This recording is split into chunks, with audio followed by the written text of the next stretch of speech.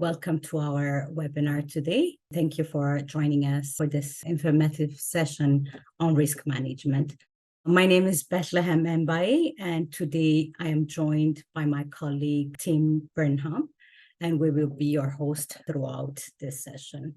In terms of our agenda today, there are several items that will be discussed. We will discuss about PIF risk management plans and what it looks like in the SA agreement, the risk management plan components, and we will also discuss about the updated application process and forms. And at the end, we will have a time for question and answers.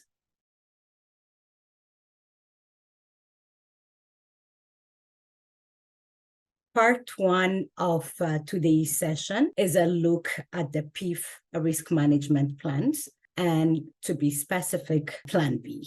So I would like to draw your attention to this important document. For those of you who are sponsorship agreement holders, you should have received this updated version in your email back in August 31st, 2023. And if you open Appendix 2 of the new sponsorship agreement, you will find a detailed overview of all risk management plans. Specifically, if you are in Plan B, you only need to follow to the requirements outlined in this plan. The appendix presents a chart outlining the 5 key components: application requirements, pre-arrival verifications, post-arrival monitoring, reporting requirements, and training requirements. And I want you to note that the specifics of each component vary across different plans. So we will get into each of these components shortly, focusing on how they relate to Plan B. However, if you wish to get an understanding on other risk management plans, please refer to Appendix 2 of the sponsorship agreement. As you know, this risk management plans officially came into effect as of November 1st, 2023, and any applications received after January 1st, 2024 must meet all requirements of your respective risk management plan. So for most of you, this means following the risk management Plan B. So another thing, just for your information, as of now, there are 141 SAS across the country. Among them, 102 SAS fall under Risk Management Plan A, 18 SAS are in Risk Management Plan B, and 19 SAS are in Risk Management Plan C. So moving on into focusing on the requirement for Plan B, Risk Management Plan B has a couple of small changes to what are likely familiar procedures, and there are a couple of new requirements as well. We are about to look at each of these in a bit of detail. However, you can see them here as they appear in the sponsorship agreement appendix. So just before we jump into the details of Plan B and the requirements, let's look quickly at where the information about the risk management plans have been added to the new sponsorship agreement.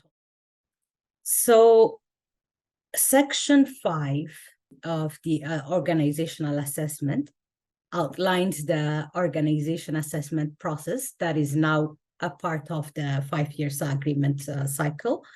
And part of the organizational assessment process is an operating risk analysis, which all your SAS have now been through for the first time.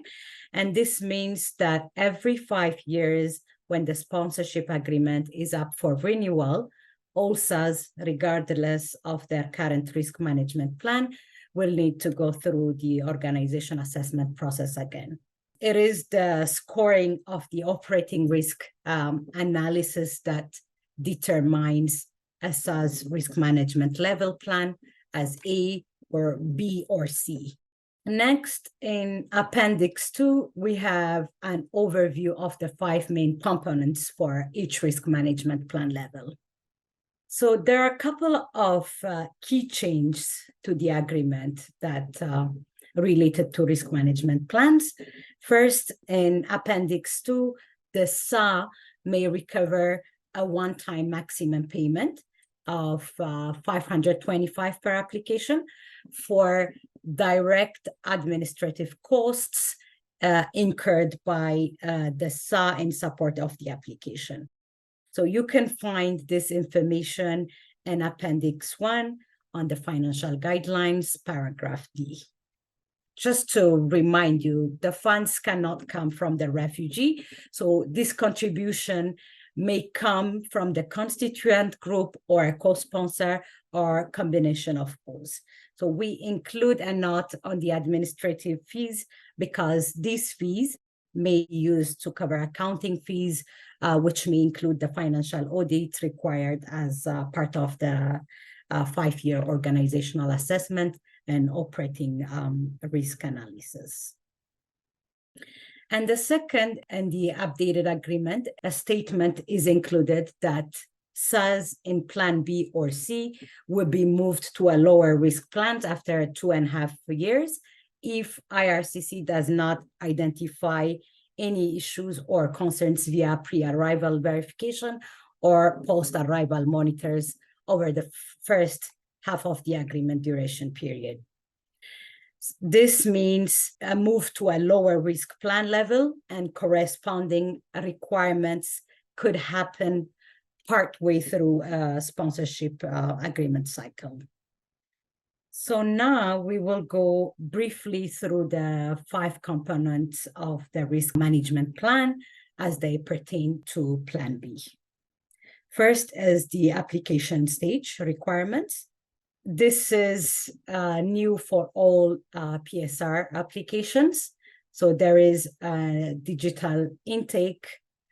You may already have submit application through the digital intake process. As of January 1st, all the application forms should be submitted through the digital intake. So the digital application process is similar in many ways to how you applied via email. And the sponsorship forms will be filled PDF forms, but instead of emailing them to IRCC, you will upload them through the portal as part of the digital application process. And we will talk a bit more about this in the second part of this presentation.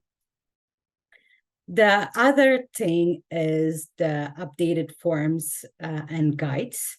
As you know, IRCC has updated all guides and forms for all sponsorship groups. Part of the update is to give better guidance for SAS in the various risk management plan levels. And we will look more at the updated forms, guides, and application process again in the second part of this session.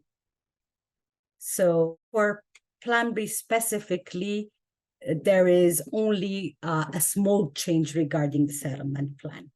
Settlement plans that you used to fill out and keep for your own records now need to be sent along with the application package to Oracle. The second of the 5 components of the risk management plan is the pre-arrival verification. So pre-arrival verifications occur when IRCC requests information from a sponsoring group in order to verify that settlement and financial support are available and that residency requirement can be fulfilled. These verifications occur when the refugees is in the post-medical stage of the application before travel. And IRCC may randomly select cases for pre-arrival verifications.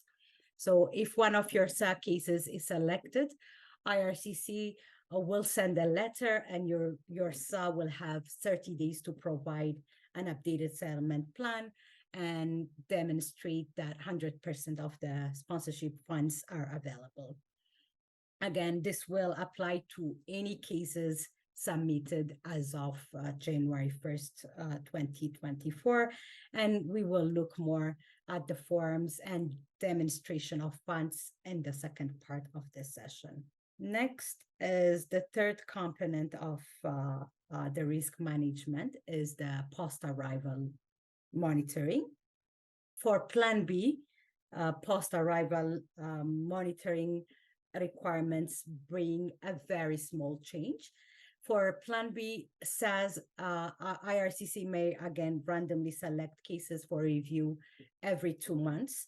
Before PIF, post-arrival monitoring cases selection could occur every 3 months.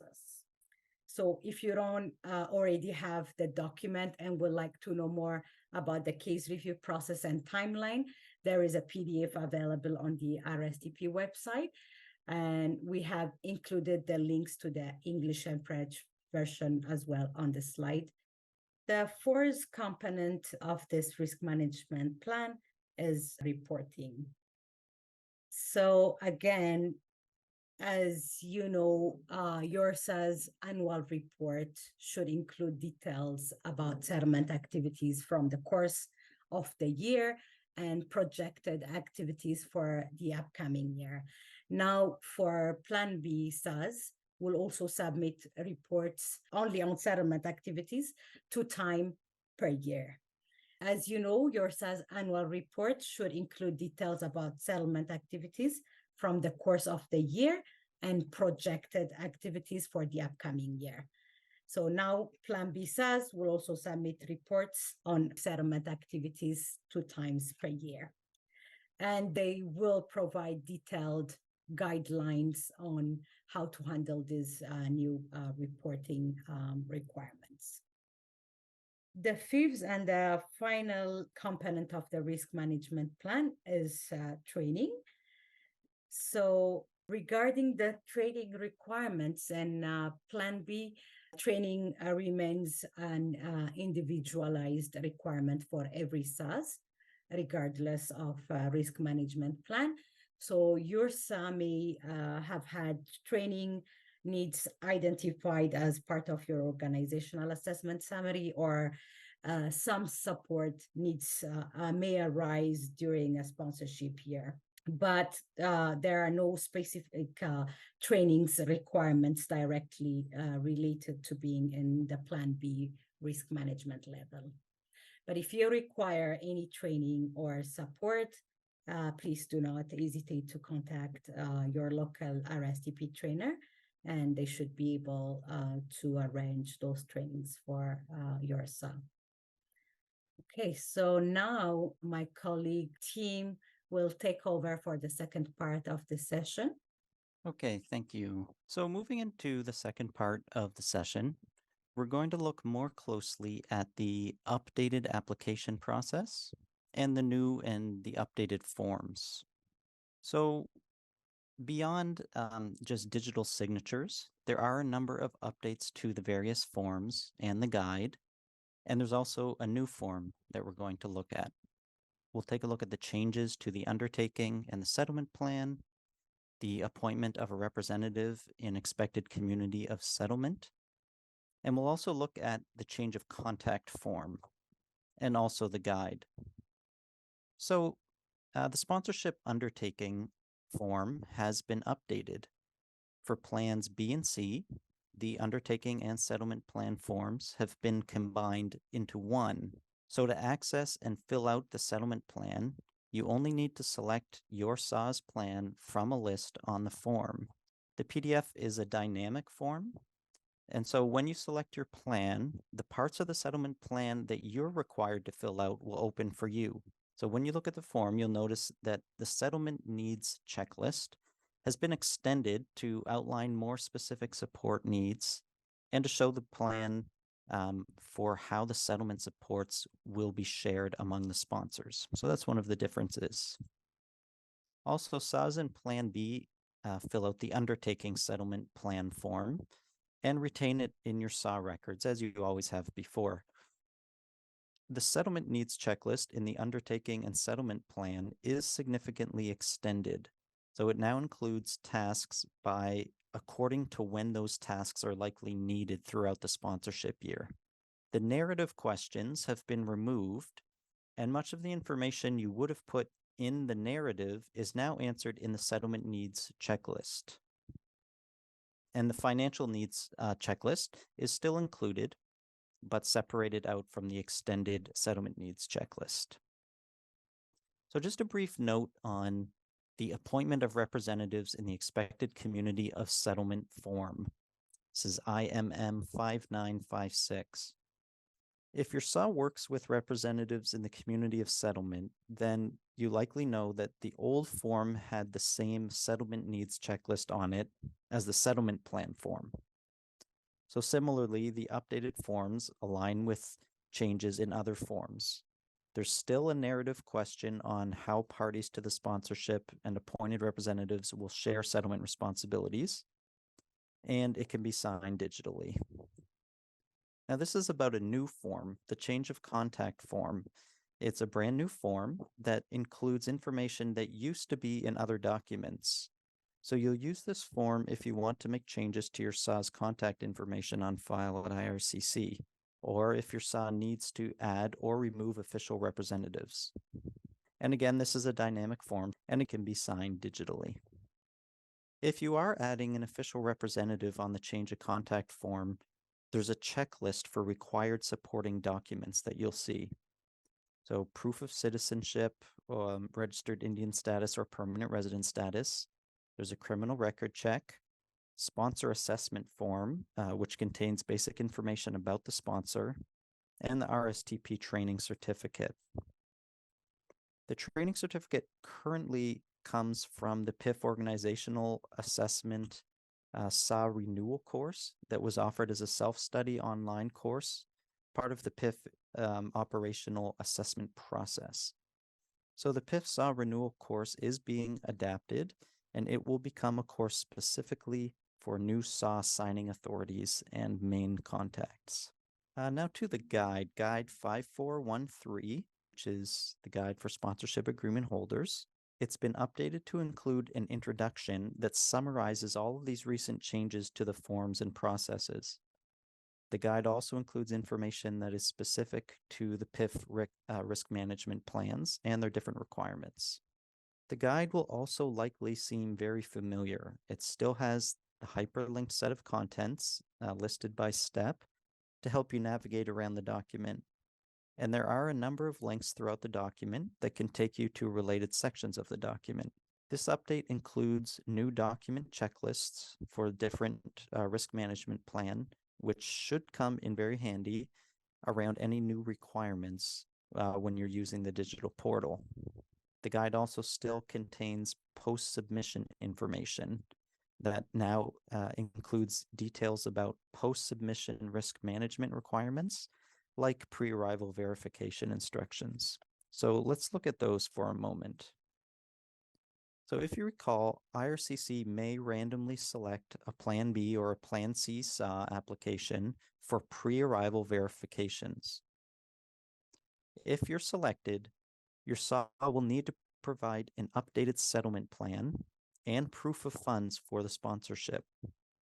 The guide includes instructions on what to expect and what to provide to IRCC.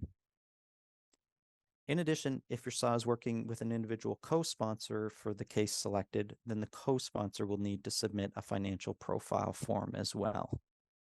Again, the pre-arrival verification requirements apply for any case submitted as of January 1st this year. IRCC will make a request to your SAW, and you'll have 30 days to respond with the requested information and the forms.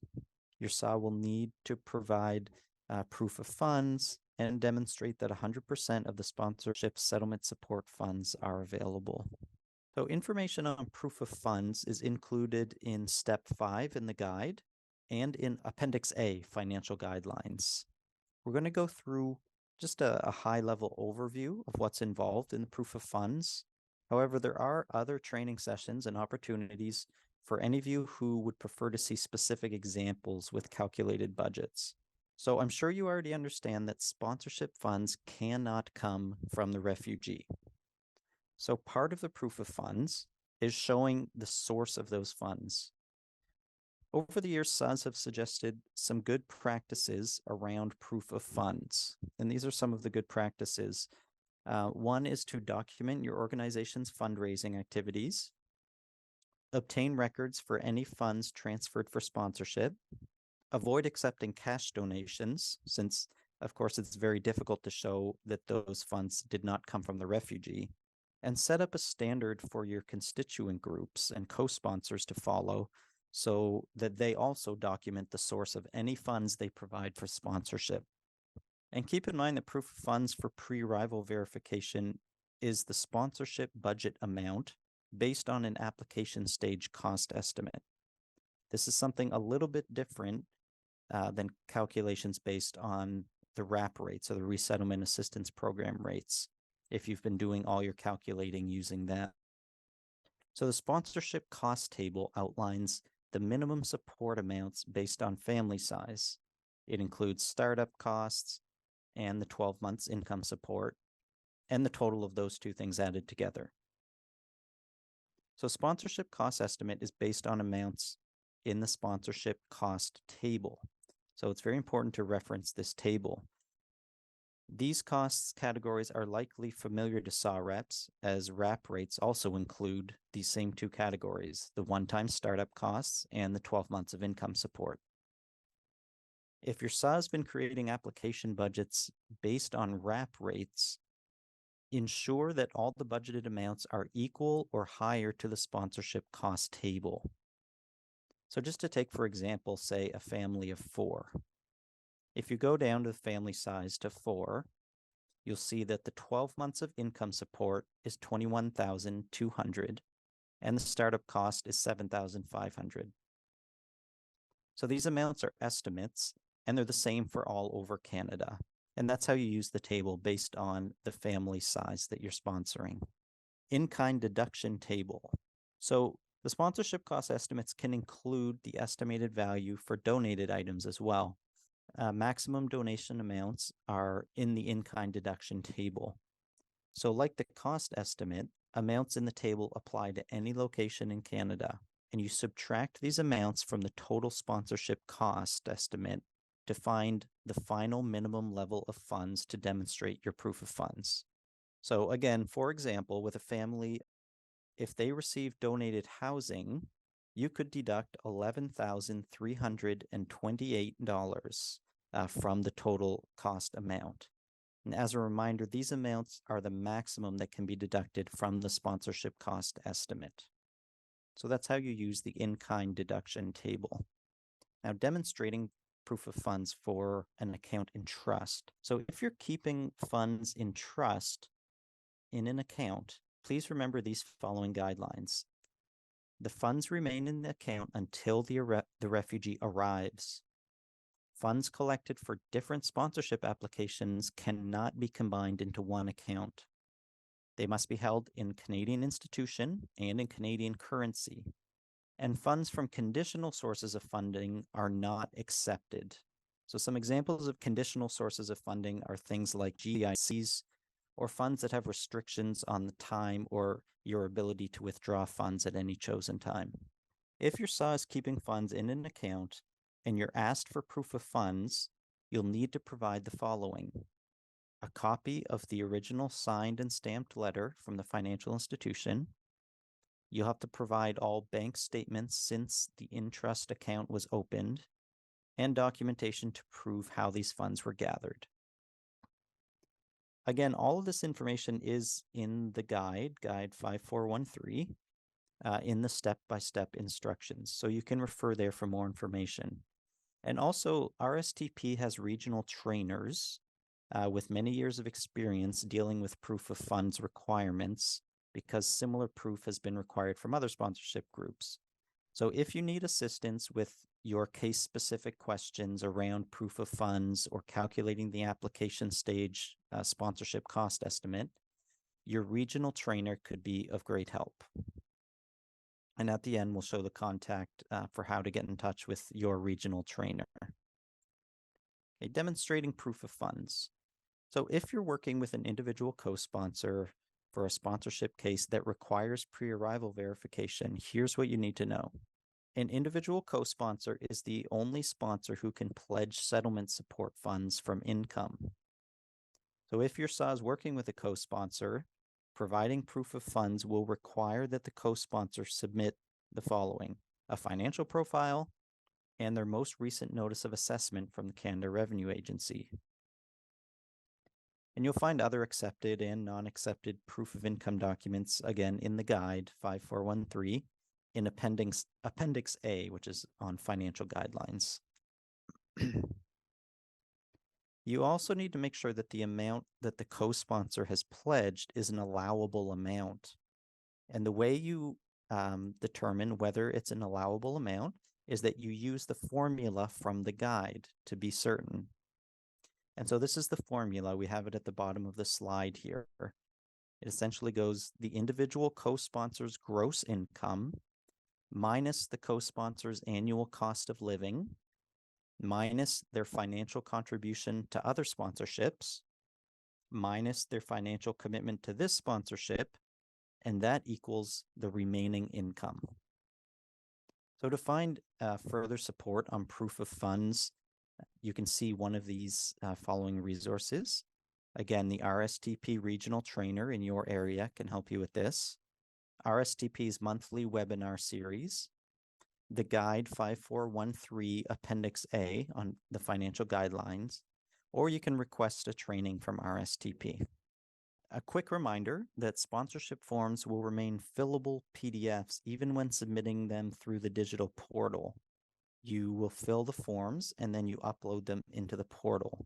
And remember, the grace period for emailed submissions ended on December 31st, and so now everything is submitted through the digital portal.